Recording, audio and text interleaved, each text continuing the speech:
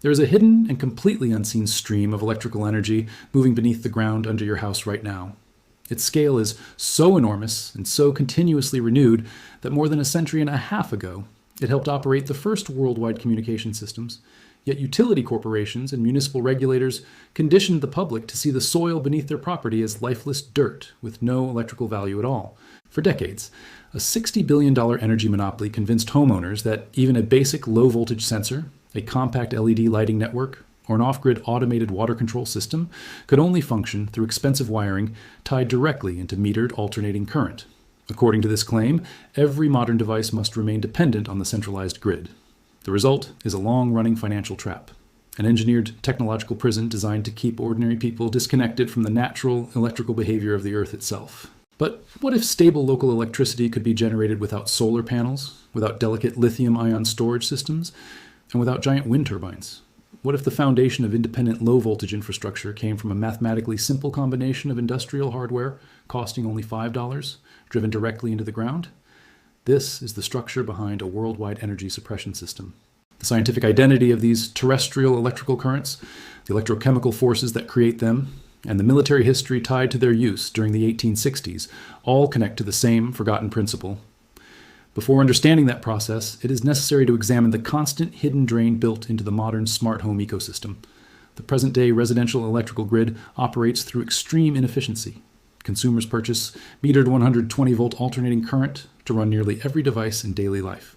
Yet most modern digital equipment inside the average home does not actually function on heavy alternating current at all. Internet routers rely on low-voltage direct current.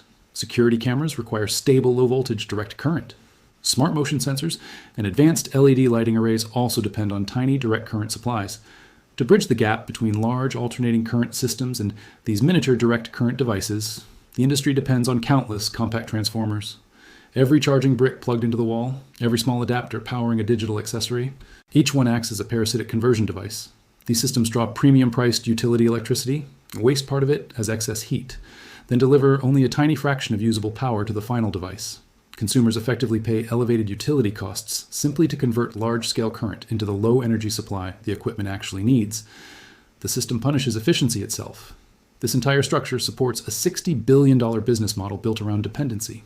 Utility corporations require the public to believe that without coal plants, nuclear infrastructure, and millions of miles of transmission cable, localized digital systems would immediately fail. What threatens that model is the realization that low-voltage direct current can potentially be drawn continuously from the Earth itself, bypassing the utility meter entirely. To understand the scale of that hidden history, it becomes necessary to leave behind the connected digital world of the 21st century and return to the harsh physical realities of the 1860s. As enormous transcontinental telegraph systems spread across the American frontier during the 1860s, the engineers building those early communication lines faced a critical problem. They needed a way to transmit continuous electrical pulses across thousands of miles of wire. The primitive chemical batteries used during that era were unstable, fragile, and constantly degrading. They leaked corrosive material and demanded enormous replacement supply networks, especially in isolated and hostile regions far from industrial support. If a battery failed, both military coordination and civilian communications immediately collapsed. During a period of relentless experimentation, telegraph operators uncovered a discovery so alarming that modern utility institutions allegedly spent more than a century attempting to erase it from public memory. The operators found that even after disconnecting their expensive glass chemical batteries, electrical activity still remained inside the telegraph wire. All they did was drive large metal grounding rods deep into moist soil at opposite ends of the communication line. The copper wire continued carrying a measurable and remarkably stable charge. They were not creating electricity. They were intercepting an electrical force already present. By accident, they had connected into a naturally existing planetary electrical network. The scientific term associated with this phenomenon is the subterranean telluric current, gathered through the electrochemical operation of a localized Earth battery. Modern energy systems depend on the public never learning the language of galvanic soil dynamics. The ground must appear to be ordinary dirt instead of a massive, naturally occurring chemical electrolyte dense with conductive potential. The operating principle behind an Earth battery is mathematically straightforward and extremely efficient. It challenges the entire concept of metered, low-voltage electrical delivery. The soil beneath the surface is not inactive material, it is an active chemical environment made from minerals, metallic salts, and underground water. That matrix contains significant cationic exchange capability. When two dissimilar metals are inserted into the ground a few feet apart, a strong electrochemical process begins. One rod consists of conductive copper, the other is galvanized steel coated with zinc.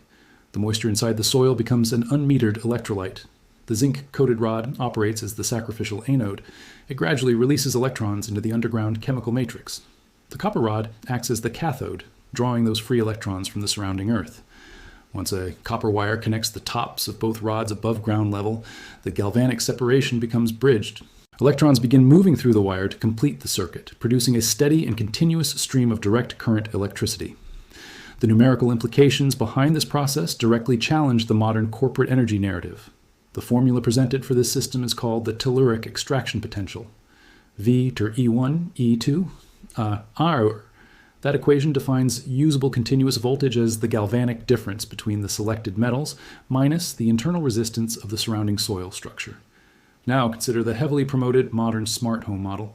To equip an off-grid property with low-voltage landscape lighting, perimeter security detection, and continuous environmental monitoring, consumers are pushed toward a centralized smart hub system. That setup requires hundreds of feet of insulated outdoor copper wiring connected to a large step-down transformer mounted beside the house.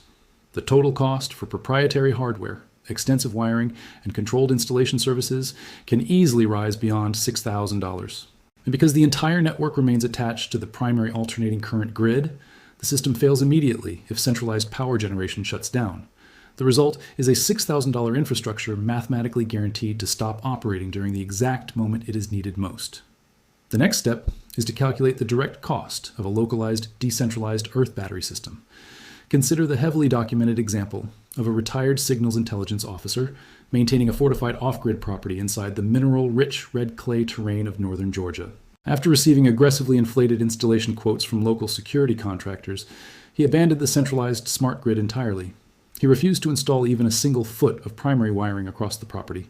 Instead, he entered a standard agricultural supply outlet and purchased 50 sections of raw, heavy-gauge copper plumbing pipe, along with 50 pieces of industrial galvanized steel rebar.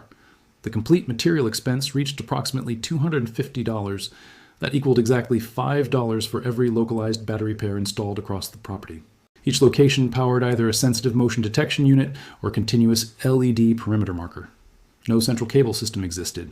At every installation point, he drove one copper section and one galvanized steel rod deep into the dense Georgia clay, positioning them exactly 4 feet apart.